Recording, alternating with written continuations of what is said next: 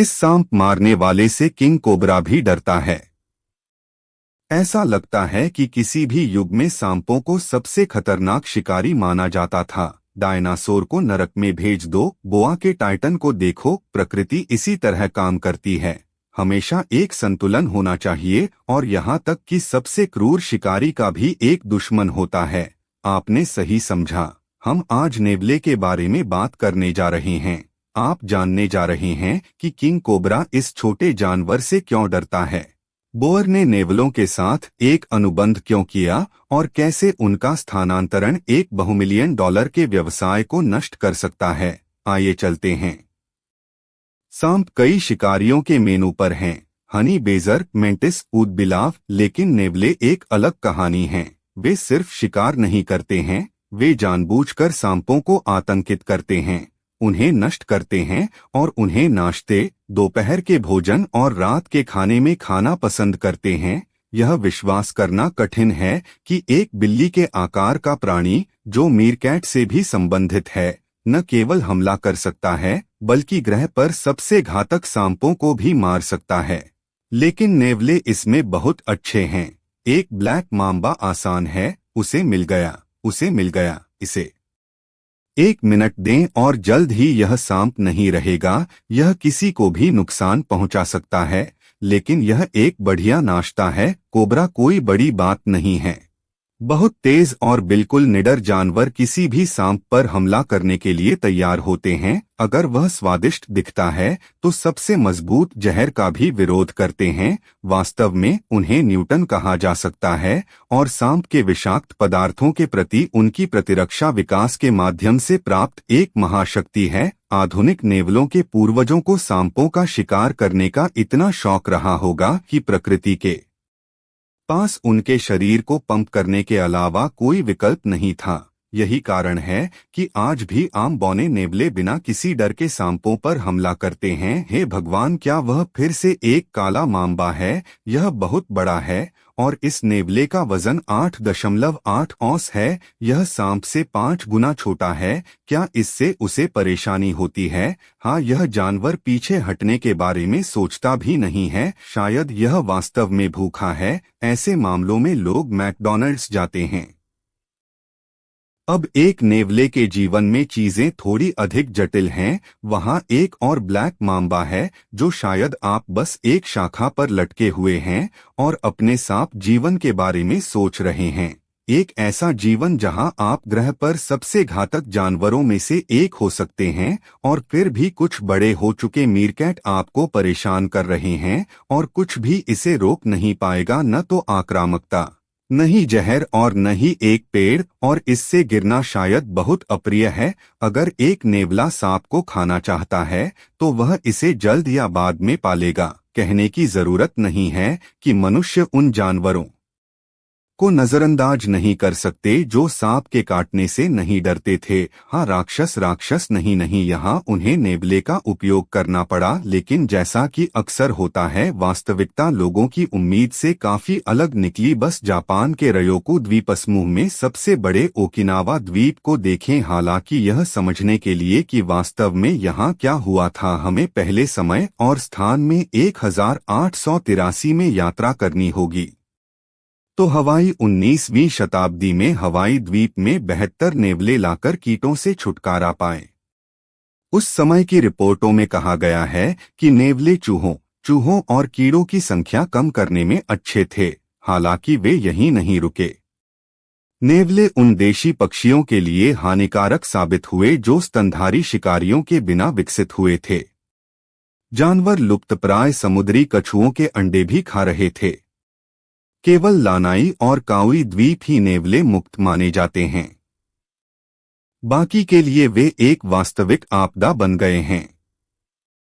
ऐसा कहा जाता है कि नेवले स्थानीय आबादी को नुकसान पहुंचाना जारी रखते हैं। ऐसी ही कहानियां जमैका, क्यूबा, हैती और सांता क्रूज में भी हुई। नेवले चूहों की देखभाल करते थे और कुछ स्थानीय जीवों को भी लगभग मिटा देते थे। ठीक है, अब वापस जापान चलते हैं। नेवले 1910 में ओकिनावा द्वीप पर लाए गए थे, जब प्रोटोबोरथारोप फ्लेवा वेरिटास एक आक्रामक और बहुत जहरीला सांप हर जगह था। बहुत से लोग इसके काटने से पीड़ित थे और ऐसा लगता है कि अगर किसी को पता होता सांप के शिकार के बारे में नेवले थे, लेकिन पता चला कि वे दिन के समय सक्रिय थे। सांप रात्रिचर जीवन शैली का नेतृत्व करते थे और इसलिए वे प्रजातियां शायद ही कभी एक दूसरे से मिलती थीं। वयस्क सांप नेवले के लिए बहुत बड़े शिकार थे, इसलिए सांपों की संख्या कम नहीं हुई, लेकिन नेवले जल्द ही अत्यधिक गति से प्रजनन करने लगे। उन्होंने ओकिनावा रेल सहित वे सब कुछ खा लिया जो वे खा सकते थे, जिसने कभी भी शिकारियों के आने की उम्मीद नहीं की थी और लगभग भूल गए थे कि कैसे उड़ना है। रेल अब लगभग पूरी तरह से समाप्त हो गए हैं। अधिकारी अभी भी बिना सफलता के नेवले के आक्रमण से निपटने की कोशिश कर रहे हैं। मुझे लगता है कि ऐसे कई और मामले हैं जहां लोगों ने इन सांपों के बारे में अपनी उम्मीदें बढ़ाई हैं और फिर इसके लिए भुगतान किया है। मैंने केवल सबसे प्रसिद्ध और सबसे बड़े को सूचीबद्ध किया है। नेवले का हमला आमतौर पर कुछ इस तरह दिखता है। नेवले द्वारा मारा गया।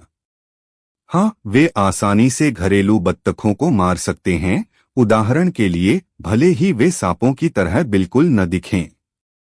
नेवले का आहार काफी विविध है और यह उनके लिए मायने नहीं रखता चट्टानें जो भी हों, इसीलिए न्यूजीलैंड में नेवले प्रतिबंधित हैं।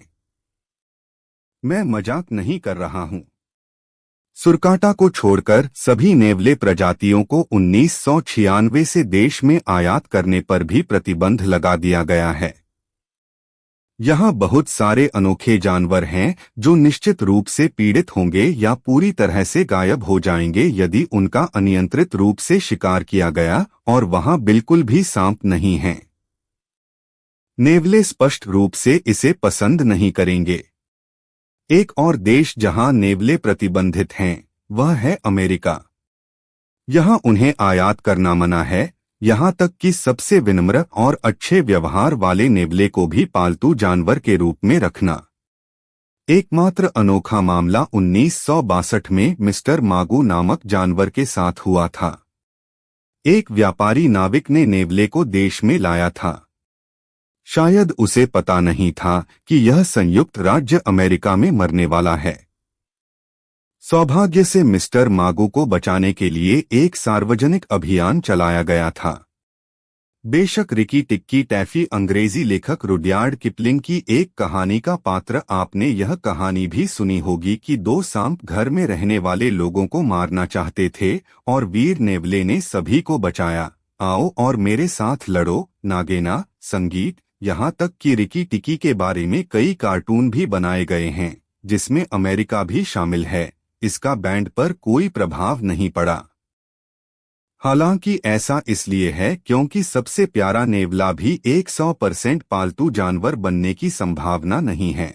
आप इसे ठीक नहीं करेंगे और अगर यह लड़ाई चाहता है तो यह किसी से भी लड़ेगा, यहाँ तक कि एक घरेलू बिल्ली या एक कुत्ते से भी जो नेवले के आकार का 1 दर्जन गुना है। मुझे ईमानदारी से बताएं कि क्या आप एक बस के आकार के प्राणी पर हमला करेंगे? छोटे डाकू किसी से भी लड़ने और कुछ भी खाने के लिए तैयार हैं। उदाहरण के लिए वे एक अजगर पर हमला कर रहे हैं। ध्यान दें कि यह सब तब शुरू होता है जब एक बहादुर नेवला यह देखने के लिए बाहर जाता है कि क्या शिकार मर गया है तो आप खा सकते हैं। यहाँ एक बड़ा सांप है, यह जीवित भी है। यह इस तरह के गिरोह के लिए थोड़ा ऊपर लगता है, लेकिन यह ठीक है। मुझे आश्चर्य नहीं होगा अगर नेवले पड़ोसी जंगलों से अपने दूर के रिश्तेदारों को बुलाते और फिर किसी के आने की संभावना नहीं है। यदि अन्य नेवले दिखाई देते हैं तो वे सांप के बारे में भूल जाएंगे क्योंकि उनके पास करने के लिए बेहतर चीजें हैं। कुलों का युद्ध, पड़ोस के लिए लड़ाई, क्षेत्र का पुनर्वितरण। नेवले एक दूसरे के सामने पंक्तिबद्ध होते हैं और फिर अचानक हमला करने के लिए दौड़ पड़ते हैं।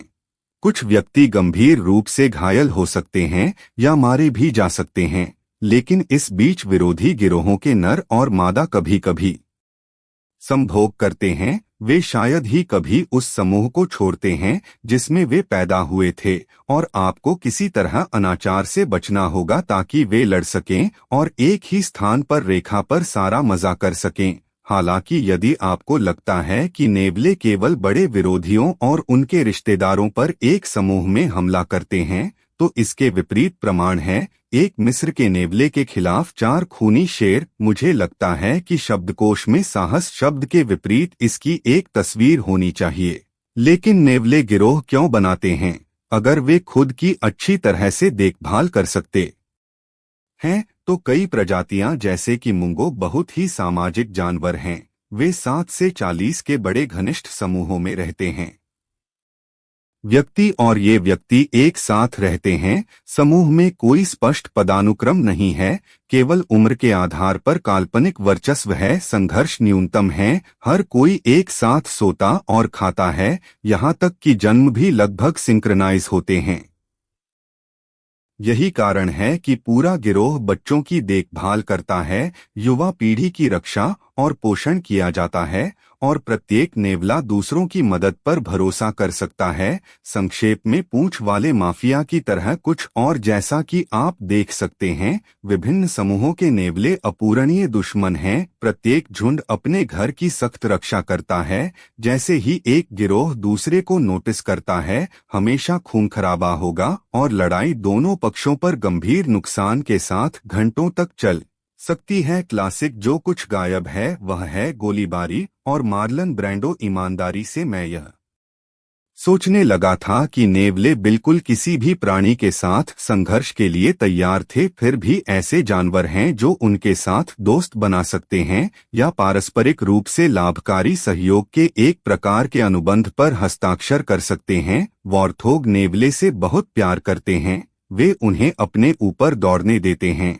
अपने पंजों से उन्हें छूते हैं, यहाँ तक कि अपने थूथन को उनके कानों में डाल लेते हैं। सवाना के बीच में स्पा के लिए कुछ भी कर सकते हैं।